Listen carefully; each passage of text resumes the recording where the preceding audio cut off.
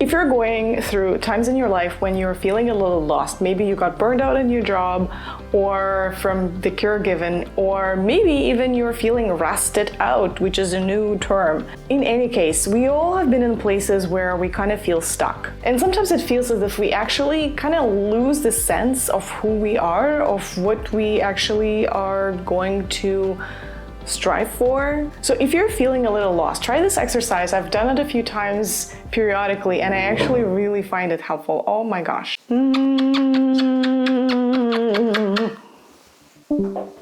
So if you're feeling a little lost, that's okay.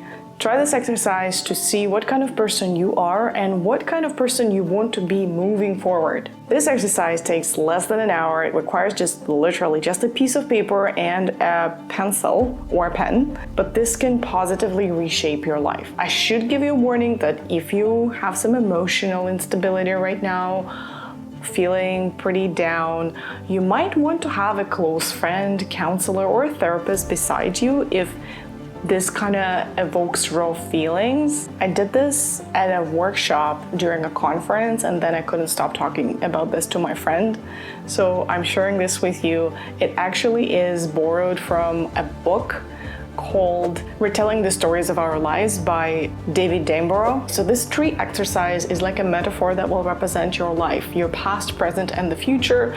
You will go over some of the things that shaped your life, that you want to leave behind, that you want to maybe inspire to, where you want your life to take you. And also it will probably touch on some of the people that influenced your personal growth and development. Okay, so on a piece of paper, draw a line. That's your line of horizon. In the right corner, so to say, put a little shape showing compost heap. Here you can write things that you want to let go of. So maybe some habits that you want to get rid of. Maybe you want to stop smoking or stop drinking alcohol.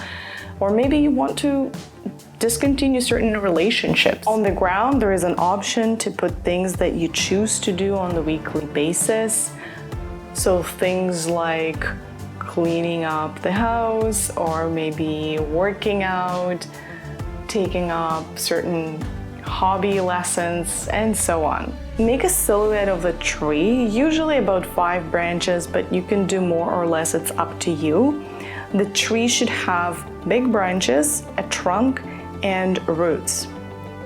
So your roots represent where you come from, and you can assign each root to a certain meaning, such as your country, your community, the culture you belong to, or maybe a certain belief group that you associate with.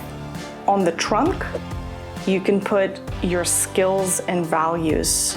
So for me, that was compassion, fulfillment, kindness, love. Take a couple of minutes reflecting on what are your values. There are many exercises online that you can find that can help you clarify your values. If you're interested, I'm happy to make a video on that.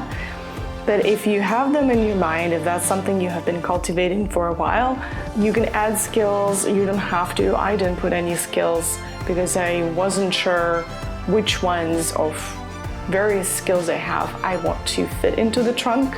So remember, any part of this exercise could be optional. So the heap, you can leave it. You don't have to necessarily assign every root or every branch a name or tag it if you don't have something in your mind. Just kind of put what flows through your consciousness, what kind of comes to mind. And if you think hard about it and nothing comes to mind, that's fine, just leave it, just move on. So next you go to branches, and I found this part the most interesting for me. Here you put your hopes, dreams, and wishes. So those will be personal, communal, or for the world, long-term, short-term, everything that you kind of think about when you think about your hopes and dreams. Initially for me that was such a mess, and I thought about so many things, but it kind of boiled down to travel, peace, family, health, and medicine for me, so my job. It could be completely different for you. The big branches then kind of go into smaller You can choose to put smaller branches and assign them certain more specific names, or just leave kind of big strokes. At this point, the picture will start getting a little bit crowded because now you can put leaves on the branches. So you can sign the leaves with the names of the people who influenced you in a positive way with regards to that certain branch. So for example, I have a branch that says peace. For me, peace means mental peace as well. And I achieve it a lot through yoga. So my yoga teachers' names are on the leaves for that branch. Your family, friends, your teachers, your heroes, your mental or virtual mentors, maybe some famous people or book authors could be on those leaves if they influenced you a lot. At this part of exercise, this was actually probably one of the most emotional parts of this practice for me, because I think I accessed memories from my childhood, and I remembered some of my best school teachers, even from the elementary school, who were very kind to me, and some of the words of wisdom that they shared with us as children really stuck with me even till this day. So it was a very warm, fuzzy, emotional moment for me. And if you find that you're experiencing that warm feeling of joyful remembering somebody, maybe sit with this for a little. I certainly kind of based in this for a few minutes. Okay, so this is getting a little busy. If you can squeeze in additional items such as fruits and flowers, you can. If you find that a little challenging, you can also put them on the ground, maybe in a beautiful basket or in any way or form you want. So the fruits would be legacies passed on to you. So this could be inheritance, this could be skills, this could be certain pearls or values, anything material or non-material. And then your flowers are the legacies that you want to leave in the world after your existence on this earth. Okay, so this is the whole exercise in a nutshell. It looks very simple, but for me it was actually quite deep emotional experience, and I really enjoyed the whole practice. And then for the next couple of days I was reflecting on the picture, and I saved it on my phone to a special folder, and now I know that if I do it now, a couple of years later, it probably will look a little different. It will be interesting to compare.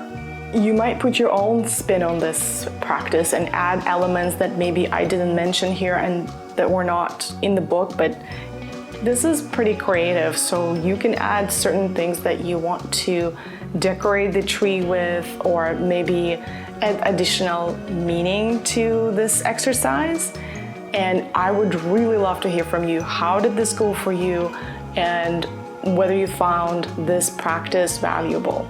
I did this exercise when I was feeling a little burnt out from medicine, and I was going through some rough patch in the hospital, and I found this allowed me to tap into some things about medicine that I kind of left unseen and closed off for a little while. I remembered my preceptor who taught me some of the most beautiful things I know about family medicine, about caring for people, and why I went to medicine in the first place.